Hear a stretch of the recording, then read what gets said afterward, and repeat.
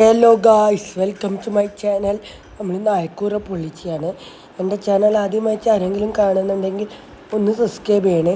Subscribe ചെയ്താൽ മാത്രം പോരാ, സൈഡിലെ ബെല്ലൈക്കണിൽ അതിൽ ഓൾ വേണം നിൽക്കാൻ. നമ്മളിവിടെ അടുപ്പത്തൊരു പാൻ വെച്ചിട്ടുണ്ട് ഗായ്സ്. ആ പാനിൽ നമ്മൾ വെളിച്ചെണ്ണ ഒഴിക്കുന്നുണ്ട്. അതിലേക്ക് നമ്മൾ ഇഞ്ചി വെളുത്തുള്ളി പേസ്റ്റ് ഇട്ടിട്ടുണ്ട്.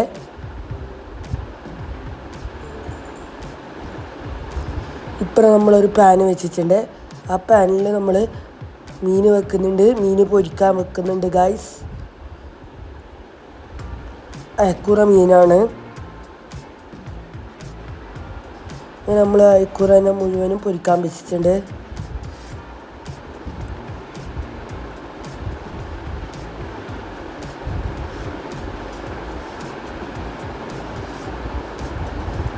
ഇപ്പുറം പിന്നെ നമ്മൾ മസാല വെക്കുന്നുണ്ട്. അതിൽ നമ്മൾ ഇനി നല്ലോണം ഇളക്കുന്നുണ്ട്. നമ്മളതിലേക്ക് ഉള്ളി ചേർക്കുന്നുണ്ട്. ഉള്ളി ചേർത്ത് വെച്ച് നല്ലോണം ഇളക്കുന്നുണ്ട്. പിന്നെ അതിലേക്ക് പച്ചമുളക് ചേർക്കുന്നുണ്ട്. അതിലേക്ക് നമ്മൾ മീൻ പൊരിക്കുന്നുണ്ട്. മീൻ ഒരു സൈഡ് ആയിട്ടുണ്ട്, അങ്ങനെ അപ്പുറത്തെ സൈഡ് നമ്മൾ മറിച്ചിടുന്നുണ്ട്.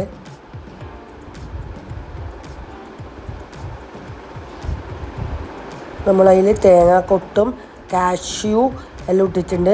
പിന്നെ നമ്മൾ തക്കാളി ചേർക്കുന്നുണ്ട്.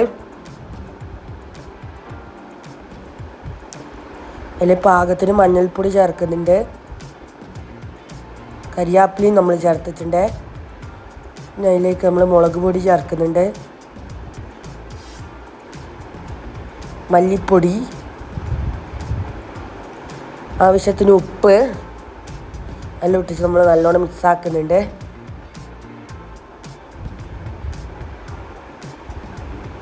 പിന്നെ അതിലേക്ക് ഗരം മസാലയും ചേർക്കുന്നുണ്ട്.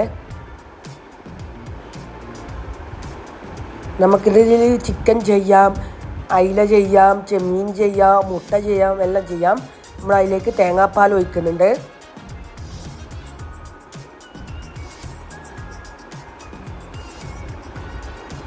ഫിഷാണ് ഏറ്റവും നല്ല ടേസ്റ്റ്. നമ്മൾ മസാല ഇവിടെ റെഡിയാകുന്നുണ്ട്. തേങ്ങാപ്പാൽ ഒഴിച്ചിട്ടുണ്ട്.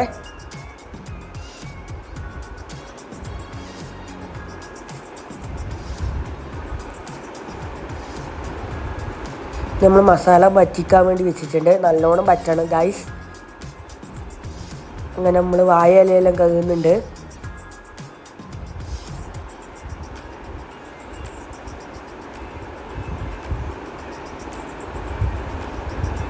നമ്മൾ വാഴയില വാട്ടുന്നുണ്ട്.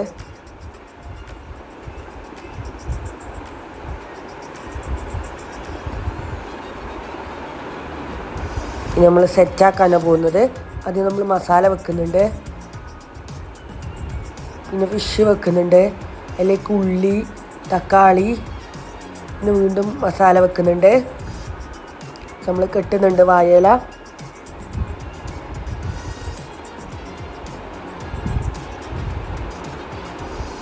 നമ്മൾ അടുത്തതും ആക്കുന്നുണ്ട് ഗായ്സ്.